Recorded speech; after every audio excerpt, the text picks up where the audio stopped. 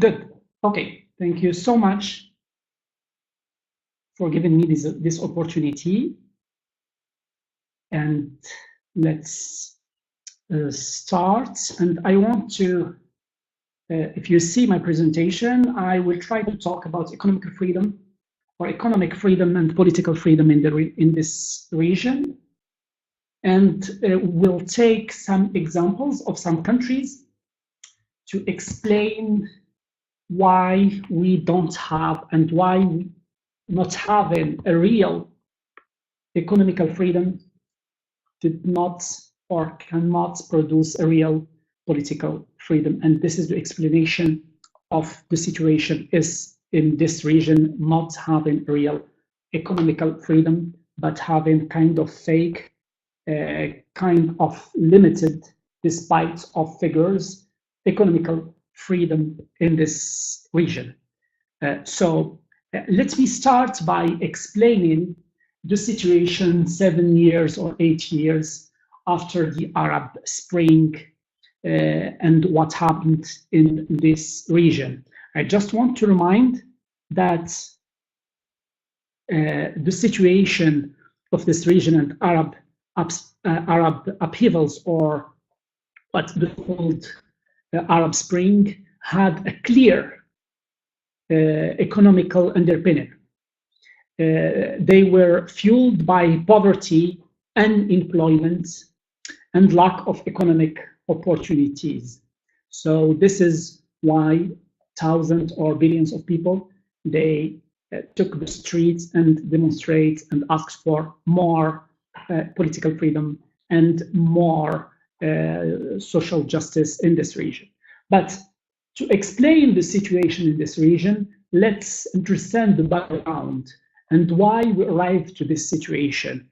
The Middle East generally has been trapped in a real vicious development circle. This region excessively depends on natural resources, and still till now, or aid. This dependence has prevented the emergence of strong private sector in the region. Till now, even after the Arab Spring and for 5 decades after the independence, the state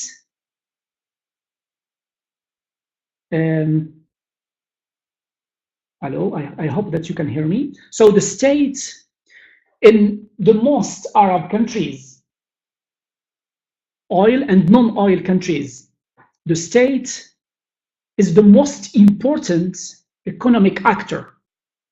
By doing that, the state eclipses all independent other productive sectors. When you talk about essentials of life, like food, like jobs, like shelters, public services, etc., the state is continuing to be the provider of first and last resorts. To make all that working and functioning, the functioning of the system rests on heavy dose of subsidies, economic controls, and many other uncompetitive practices. This is the situation. The situation was able to work for 20 years, for 30 years, while a centralized bureaucratic system worked well, or quite well, mainly for the ruling elites and the narrow clientele that thrive with their support. This system has failed to deliver prosperity, social justice to the majority of the Arab citizens. Neither the socialism of the 1960 or the 1970, because as we know, after the wave of independence, these countries tried the socialist solutions and policies, and they were not able to resolve the problem. of this region, or the liberal economic reforms of the 19s. And here I want to stress, I will use the word the so-called liberal economic reforms of the 19s, and I will come back to this, the so-called, because we had reforms in many countries such as Egypt, such as Tunisia, such as Morocco and Jordan. We present these reforms as liberalization of the economies, but the reality is a little bit more complicated than that. It was not liberalization, but it was rather crony liberalism or crony capitalism in this region, because we changed the private sector, the public sector, by monopolistic private sector. And this is, again, till now, one of the biggest problems of this region. So the liberal economic reforms of the 19s, they were not able to dismantle a system of centralized control, of discretion and privileges. So this is why this region, when we talk about the public policies, when we talk about the state, this is why we have this kind of state and this kind of centralized administration. We have also, as I said before, in parallel of the state of a huge bureaucracy, heavy and with high cost bureaucracy, we have a crony private sector who is a mirror image of the state. Our private sector, as I said, is crony, inefficient, controlled by a tiny clique of elite families.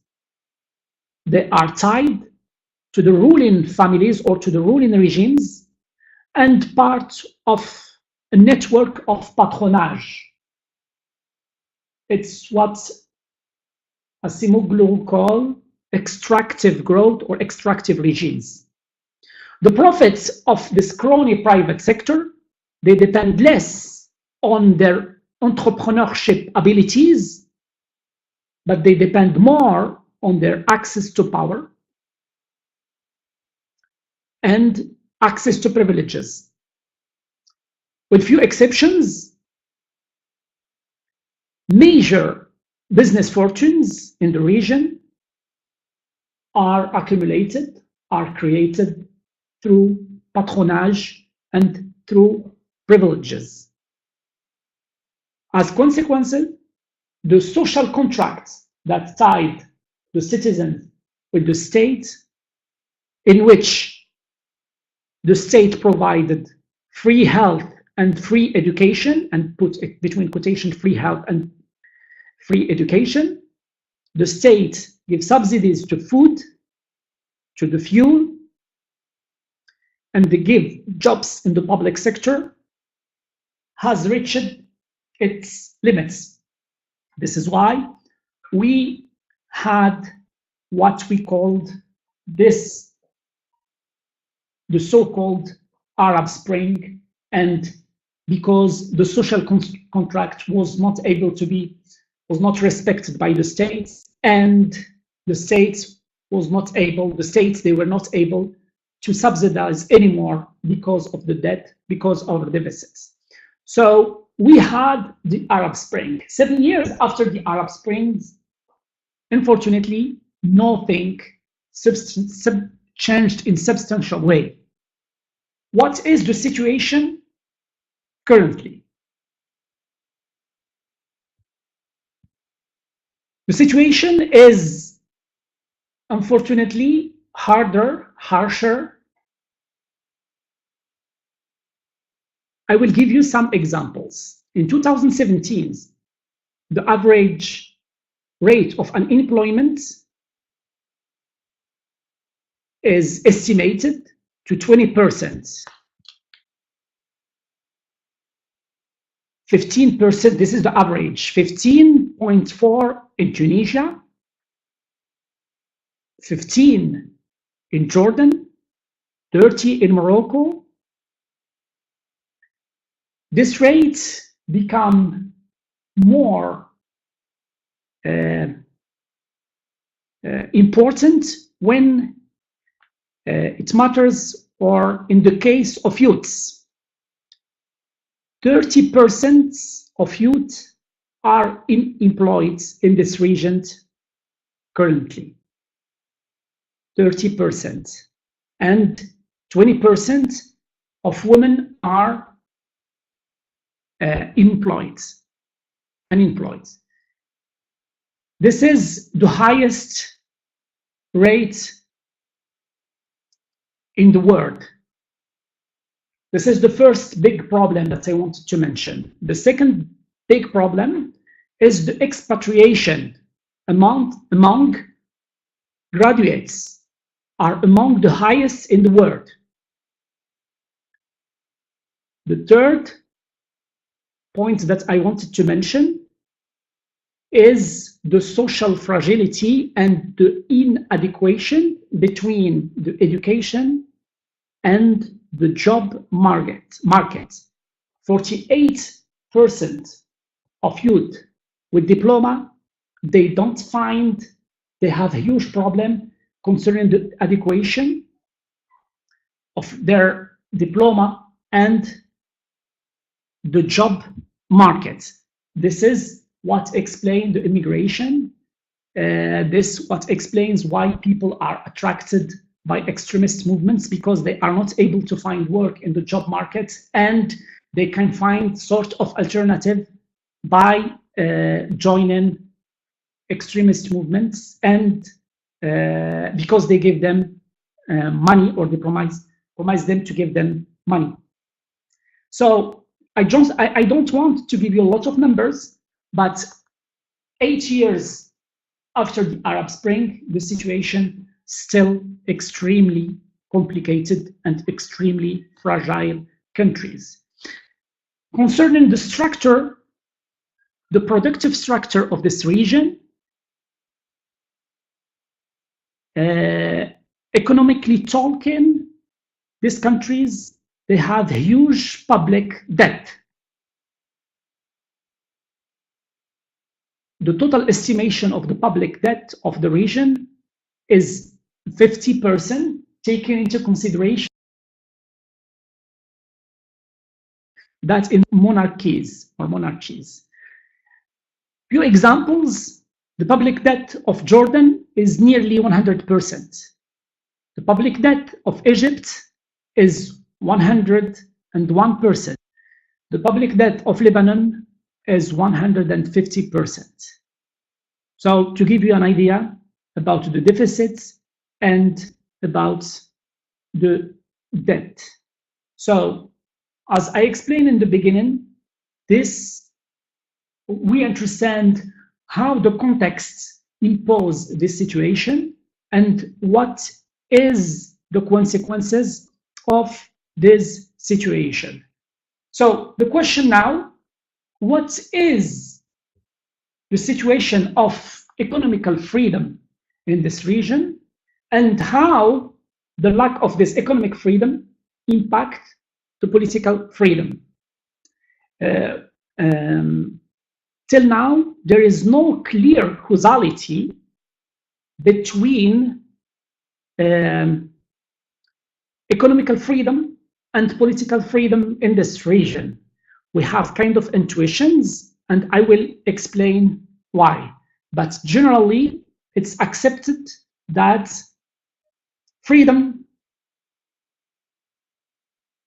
economical freedom creates political freedom, or empower, or create this political freedom.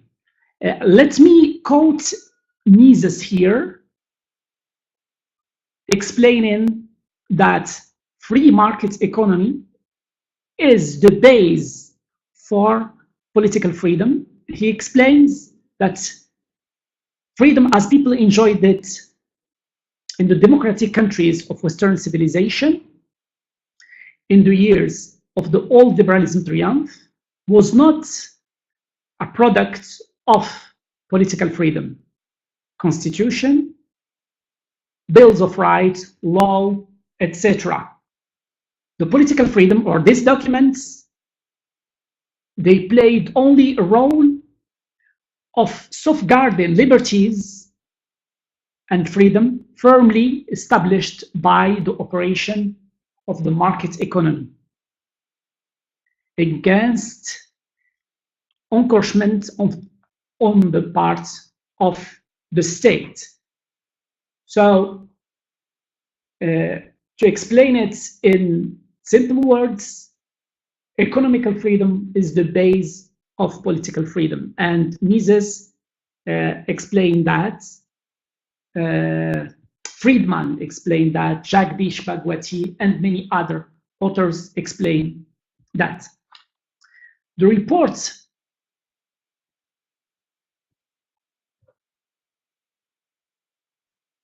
many studies, they explain that economic freedom promotes growth, job creation, prosperity, and other positive outcomes. The relationship between economic freedom and prosperity is quite evident. Individuals and family are best able, when they are free, to look after themselves, when they are free to do so without constraints. They drive and ingenuity have simply proved to be more productive than government planning or restricted markets and monopolies under crony capitalism. So we have a report produced by Fraser Institute, and in this report we can see the relation between economical freedom and other freedoms and the GDP and economic growth and other social economic conditions. And in this report, Fraser Institute defined economic freedom by 5 components. The first one is the size of government, expenditures of the government, taxes, and the possibility to have private enterprises. The second is commercial and economic law and security of property rights. The first is access to sound money. The fourth point, freedom to trade internationally. The fifth point, regulation of credit, labor, and business. So let me explain for those who does not know what are these components of economic freedom.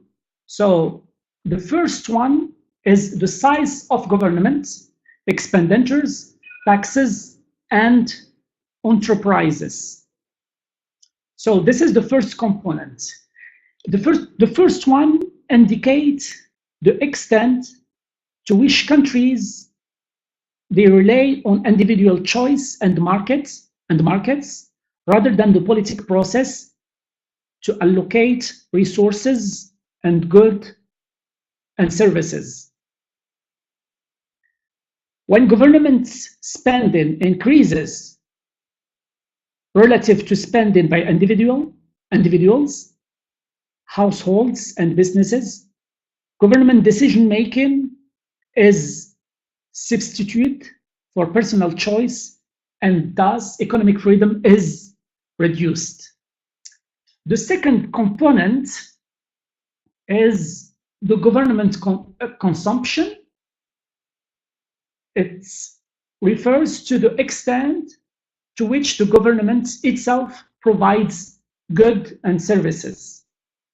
The third component of the first point measures the extent to which countries use private enterprises and free markets rather than government enterprises to provide or to produce goods and services. So this is concerning the first point, or the first area. The second area concerns commercial and economic law and security of property rights. This is very important area.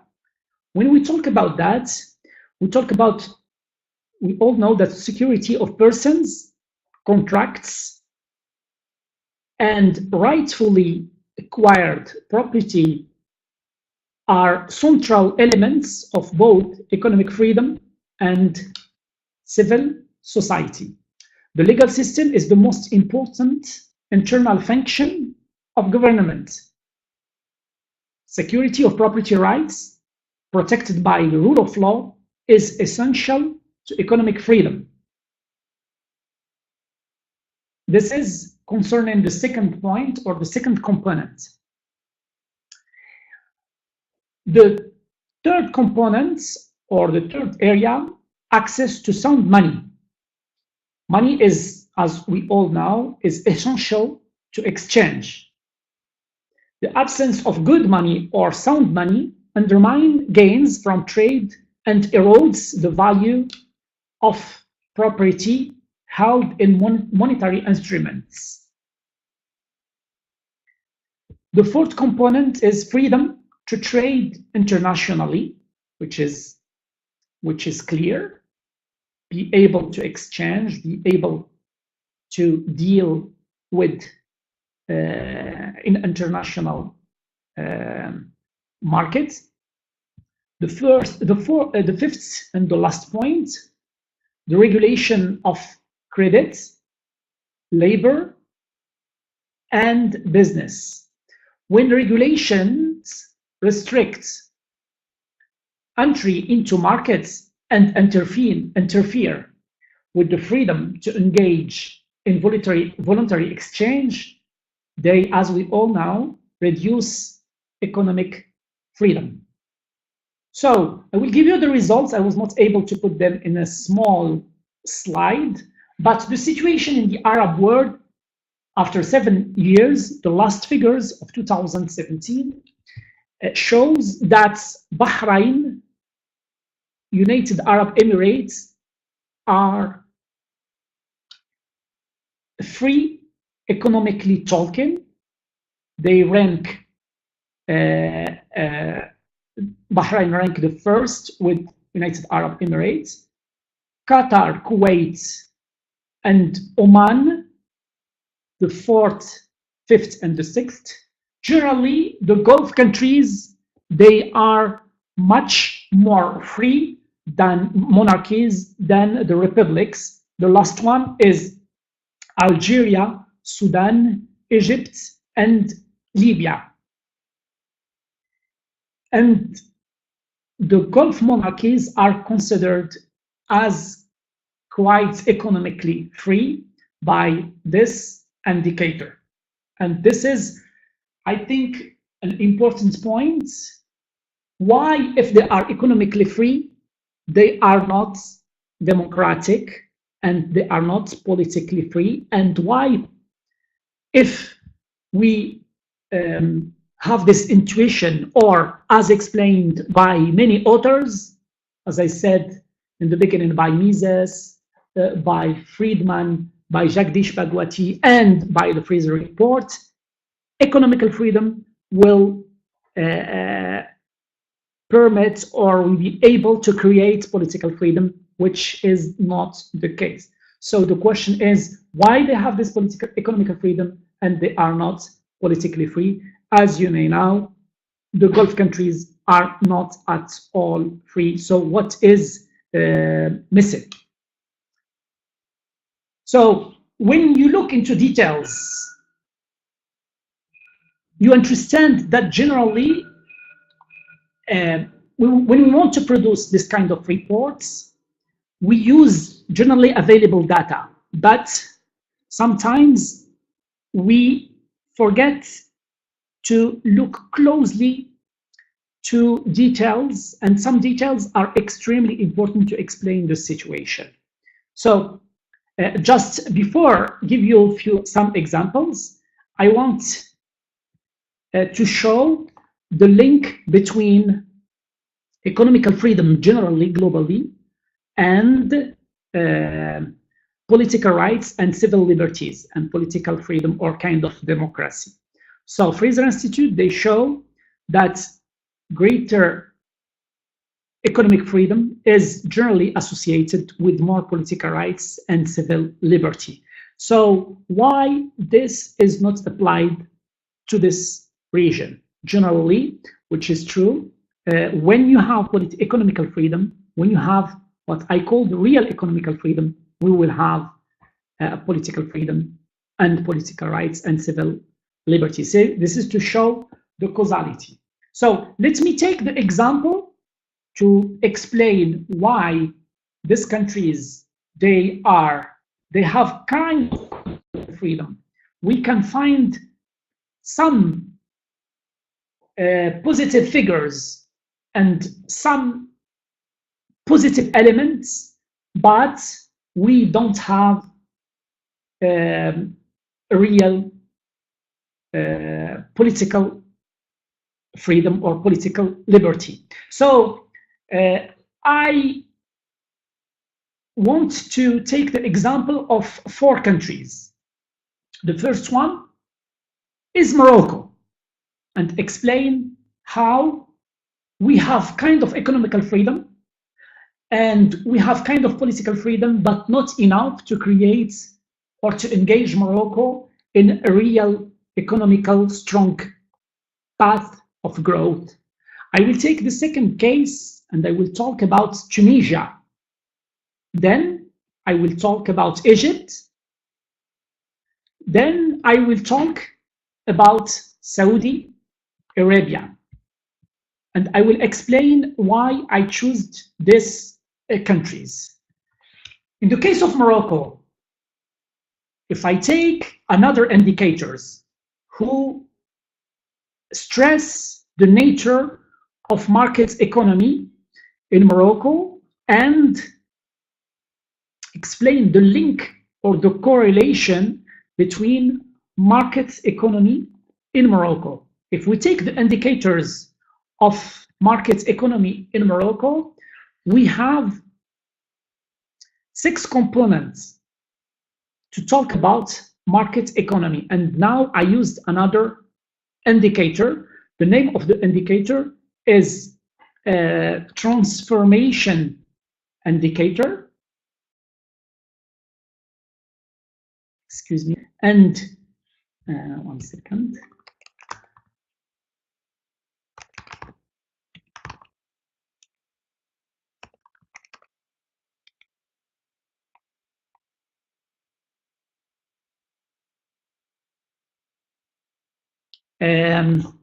It's produced by Bertelsmann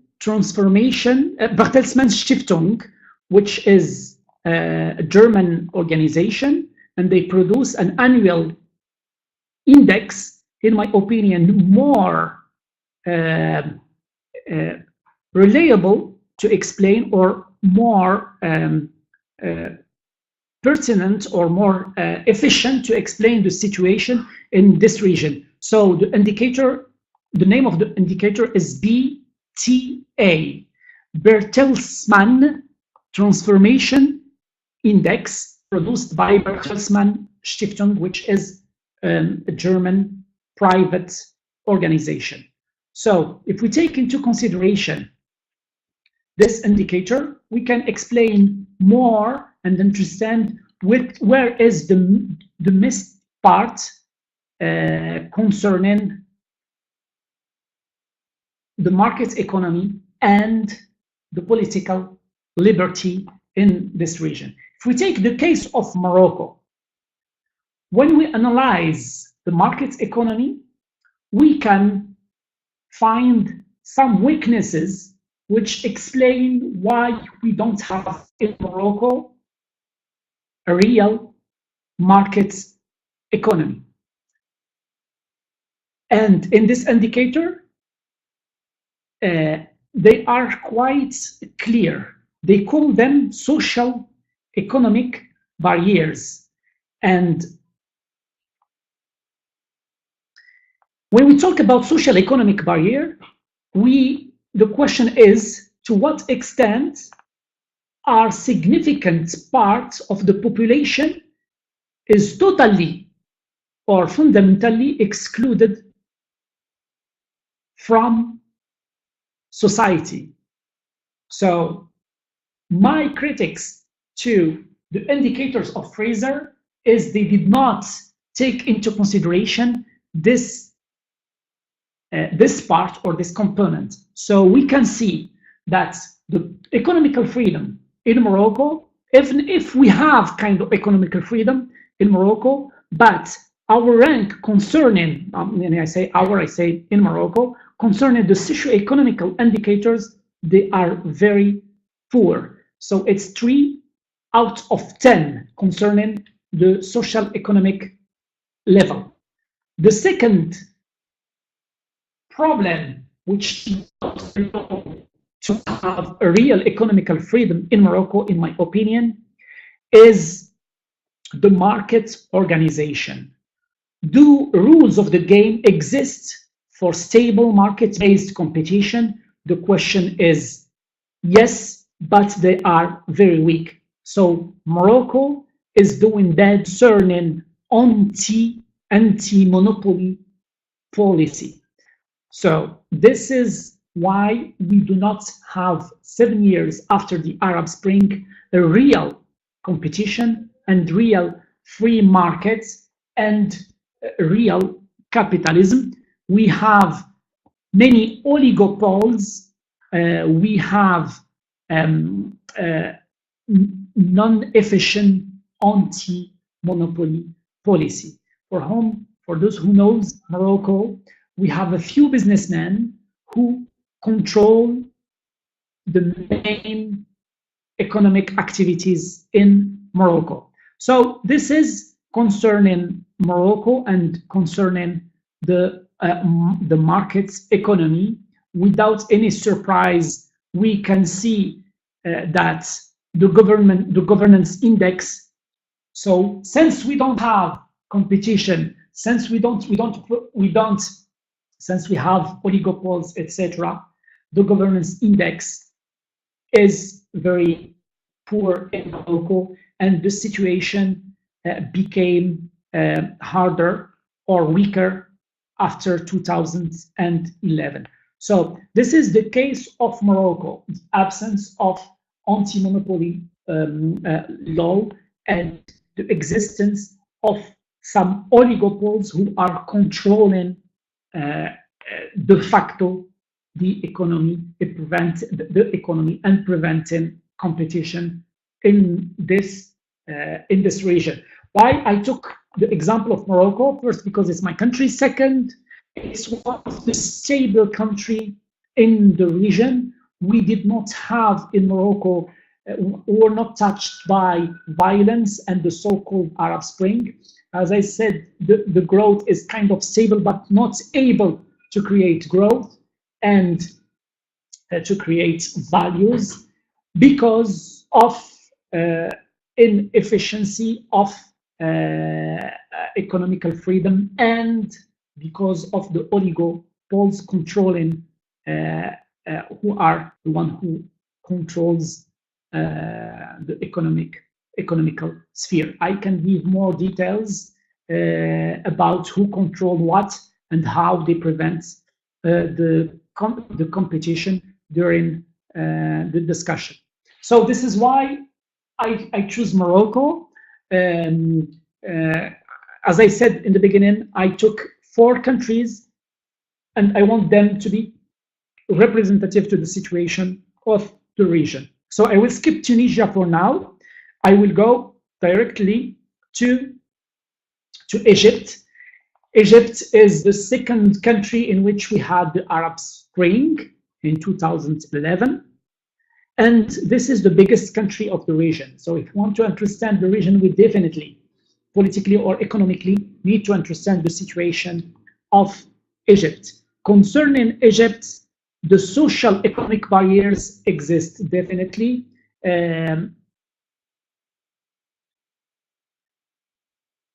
this country depends a lot on the Suez Canal, remittances, oil product from worker working in Arab oil producing countries, and we have huge social economic barriers, and a big part of the society is excluded from the market. This is one of the biggest weaknesses why we don't have real free markets, and we were not able to have a free market then real political liberty. The second problem in Egypt is market-based competition. It's extremely weak. The economic reforms and adjustment programs initiated under the Prime Minister, they were not accepted by the population, and the corruption is very developed, and the process was not transparent. And as the persons who follow the situation of Egypt, we can hardly talk about competition. 40% of the GDP is controlled by the military, who are excluding de facto the private sector.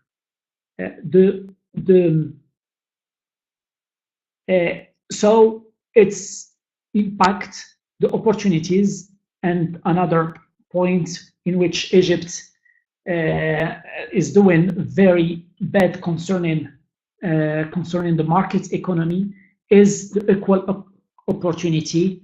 We don't have equal opportunities between public sector controlled by the army and the normal or the classical entrepreneurs. So this is the case of Egypt. So we are not surprised to see that after 7 years, Egypt engaged in serious, in some reforms, but many observers, they consider them as cosmetic and not enough. The Egyptian leaders need to take very courageous reforms. Among them, the hardest is the public expenditures and the public servants, which is extremely hard, and tackling the issue of subsidies, plus giving more room to competition and to private firms who are ejected by the military. This is concerning the case of Egypt. As you can see, Egypt is a republic. I will go back to Tunisia, but I will take the case of a petro-monarchy, a Gulf country. Generally, these Gulf countries, they are considered as economically free. But the problem, so we don't have this causality between the economical freedom in the indicators and the political freedom. In my opinion, this is kind of fake economical freedom. In all the monarchies, the Gulf monarchies, you cannot own property without having someone from within, citizen from this region, who is taking or having half of your property. So we cannot talk about private property in this region. So in these countries, I'm talking about the GCC and the Gulf countries. So concerning in Saudi Arabia, concerning if we ask the question to what extent they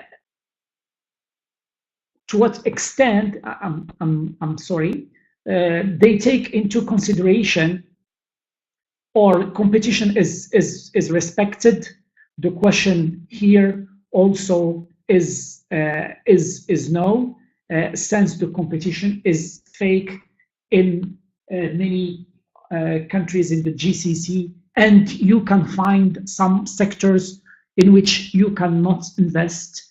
And if you invest and start creating a real competition, you will be ejected, taken into consideration that the rule of law is extremely weak in this region. We all know that you can have economical liberties, but if you don't have a rule of law, you can we cannot have prosperity. And the case of Egypt, this is one of the biggest problems: the absence of competition and a weak, totally weak rule of law, totally weak separation of powers, totally weak independence of judiciary, and totally weak absence of civil rights. This is the case of nearly all GCC countries. So economical freedom without rule of law cannot flourish, and this is why the economical freedom does not have an expected impact. This is one of the biggest problems of Saudi Arabia. The second is the stability of the democratic institutions. I won't talk about the case of Khashoggi here, and that citizens are not able to be judged in just way, and the total weakness of the states and the political and the weakness of the party system, of the political system. So market economy without rule of law, without stability of institutions, and without kind of voice and kind of fair expression during elections cannot work. So just want to stress that in these countries, even if we find in many reports such as Fraser Institute or Heritage Institute reports that they are economically free, but we all know that the rule of law is extremely important and the competition is extremely important. And this explains why United Emirates, explain why Qatar, why Kuwait are economically free, property rights generally respected, except of, as I said, you need to be in some sectors, you need to have someone from within, a citizen from within, being a part of. Excuse me, guys, I cannot see you.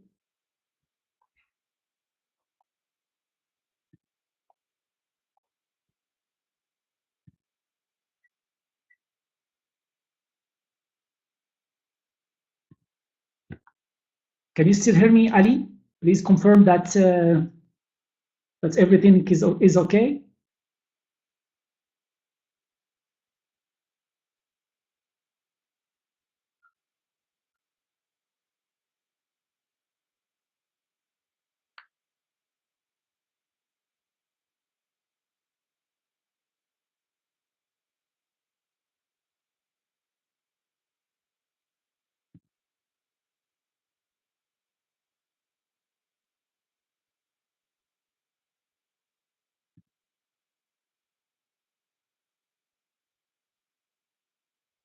Okay.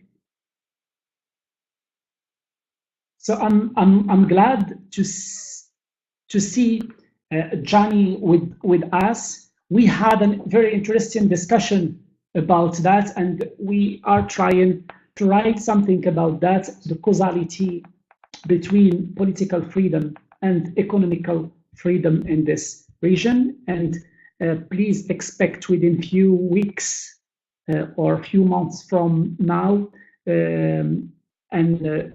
something outcome from us about the link between these two countries. But after our first brainstorming, we agreed that even if we have kind of economical freedom, even if some indicators they show that we have economical freedom, but the causality between this economical freedom and political freedom still weak, because in my opinion, the absence of the real competition, the rule of law is extremely weak, and the judiciary system is extremely weak in this region. Before stopping, I want just to shed the light on an interesting case or an exceptional case, which is the case of Tunisia. Tunisia is quite exceptional, an average economical freedom, but high political freedom, with strong, quite strong for the region, rule of law and political participation. The figures are high, and we have much more stability than the region. Economic market economy still a little bit is one of, let's say, it's the same of Bahrain with some weaknesses. The main weakness is a weak property rights and a totally independent judiciary system. But the problem is this country is in transitional period, and they try to turn the page of the old regime, and they try to make the businessman linked to the old regime paying for the transition. And as we all know, when you have transitional period, generally people, they ask for, after having or after demonstration or after changing the regime, generally the population is impatient and they want quick redistribution of money. So everybody is asking a lot from the state, which increases a lot the burden of the state. This is the first problem. The second problem, the Tunisian, through new council, they are trying to make to ask the businessmen of the old regime to pay and to fix the legacy of the old system. This is why a lot of businessmen, they run and they leave the country. So you can imagine that the capitals and the money is leaving the country, impacting very negatively the situation of Tunisia. So this is why we can have economical freedom and kind of political freedom, but when we have this kind of instability, when we have this climate of revenge, when we want this kind of people to pay for the mistakes of the others, it creates instability, climate of fear, and the economical situation of Tunisia is affected by all this climate.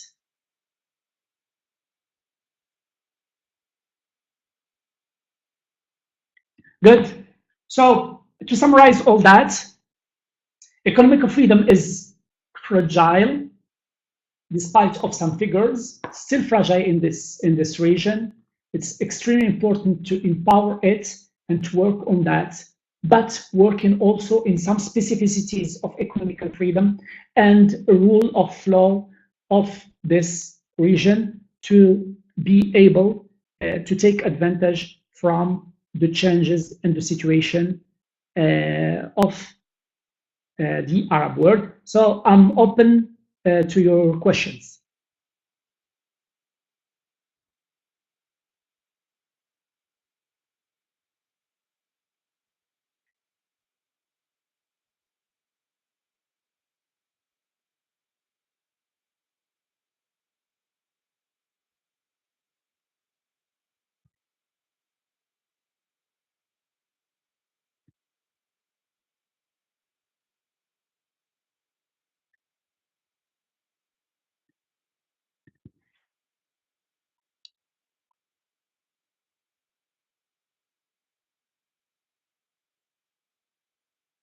Linda, it's 20%, not 200, no, not 205.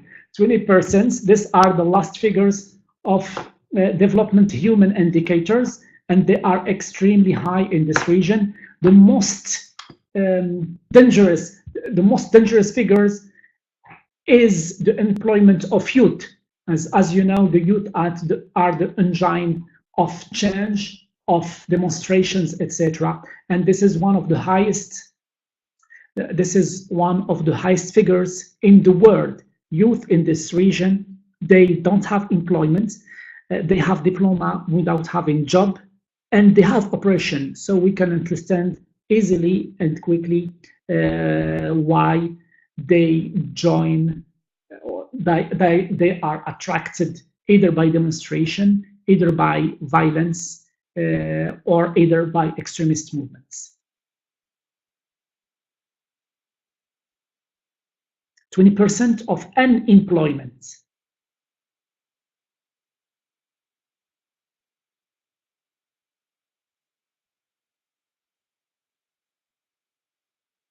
These are the official numbers.